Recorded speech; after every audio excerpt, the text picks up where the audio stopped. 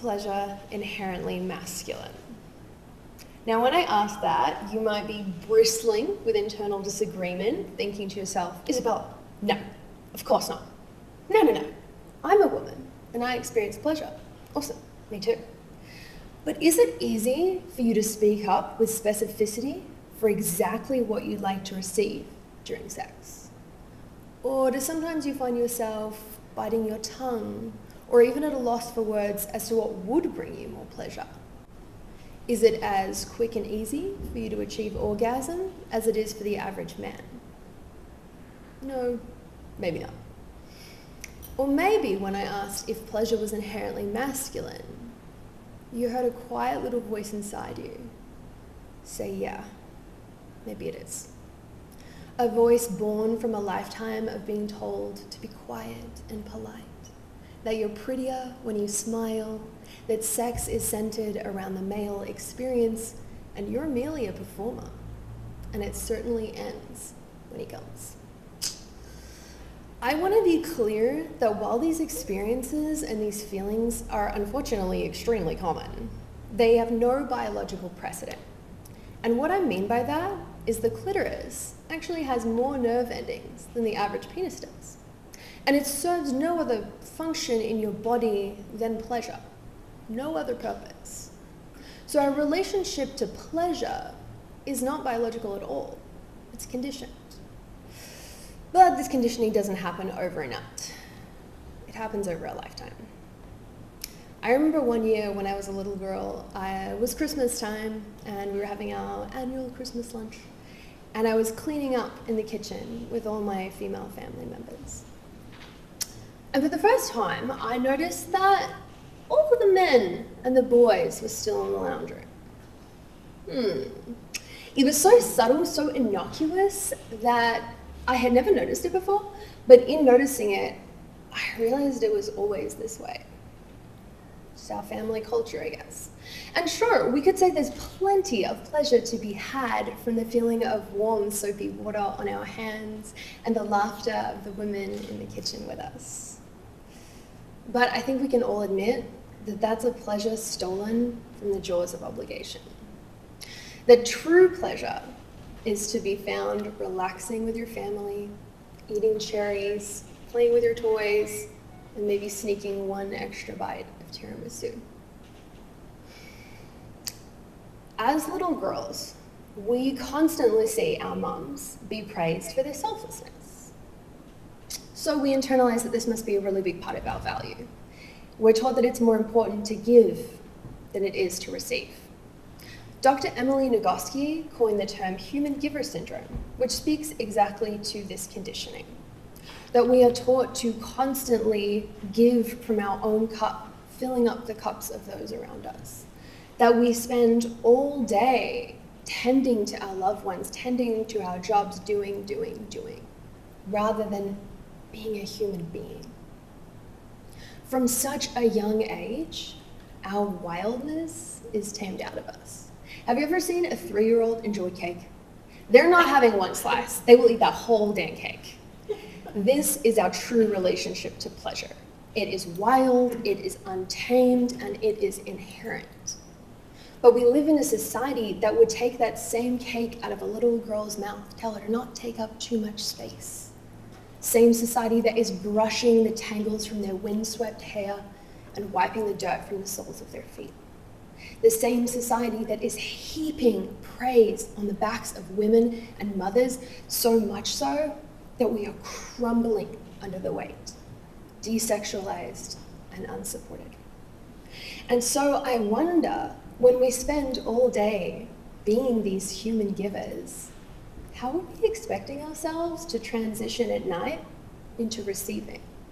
How are we expecting to be a constant vessel of doing and then transition to be a little sex kitten or a sex panther?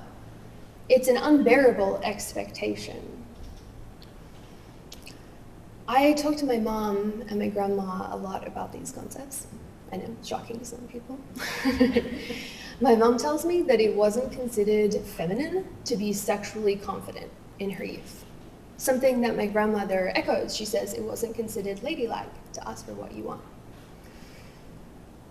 They assure me that they feel my generation is changing this narrative. But I wonder, are we?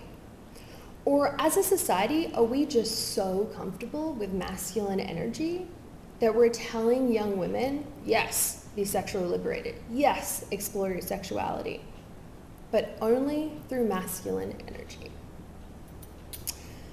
My work centers a lot on the polarity paradigm of masculine and feminine energy. This isn't male and female, this is masculine and feminine energy. One way to describe this is that masculine energy is the energy of doing, of giving, of action, and feminine energy is the energy of receiving. So why are we taking this power away from young girls and telling them, no, you can only give? No, everything has to be for a reason. When my peers talk about the orgasm gap, it's tremendously important. I don't disagree. I think it's a very important thing that we can narrow in the pursuit of sexual liberation. But for me, it still feels like it hyperfixates on the result of sex. A different way to describe masculine and feminine energy is that masculine energy does things for the result. Feminine energy does things for the experience. And so yeah, maybe you can have an orgasm, but what was the rest of your day like? Did you allow yourself to take up space, have meaningful conversations, heartfelt connections? Did you eat what you wanted and really enjoy it? Yeah, maybe you can have an orgasm, but was it life-changing? Did you forget what your name was? Did it make you feel fundamentally different about yourself? Yeah, maybe you can have an orgasm, but can you have all different types of orgasms? Can you experience orgasm from all different methods because your nervous system is relaxed enough to receive it? The reason I focus so much on pleasure in my work rather than hyperfixating on the microcosm of sex and sexual satisfaction is that I believe pleasure is the biggest superpower in the world, and using a feminine energy, meaning an experience-oriented model, is the easiest and most pleasurable way to access it. I believe that it is deeply important that we do things for the pleasure of them. That our whole day is interwoven with pleasure as part of the fabric of our existence. And I know that when we do this, we can experience so much more pleasure during sex when we really want to drop in and connect. I hope you can see that pleasure is inherent to no energy, neither masculine nor feminine. It's inherent within each of us, but our relationship to accessing it is a conditioned one.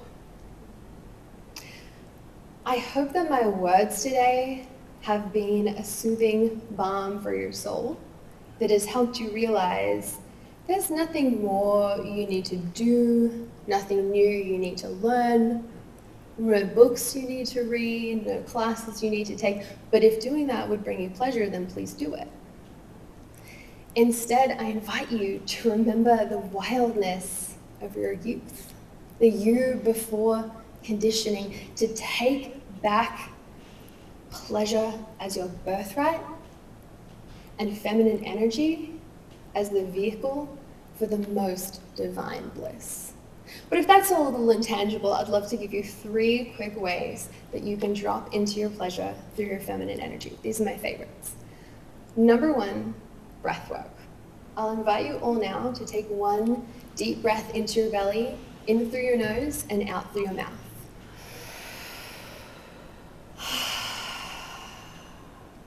Having a relaxed nervous system is key to being able to receive pleasure. And when we breathe into our belly instead of our chest, we're actually boosting circulation into our pelvis, which heightens sensitivity. Number 2, movement. I don't mind if you're daggy dancing, if you're lifting weights, doing yoga, going for a gentle walk, anything that reminds you of the pleasure of just being in your body, of just having a good body and being able to move it.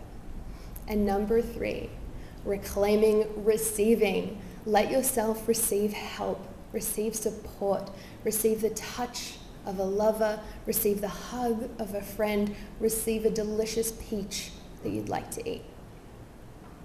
Receiving is the true superpower.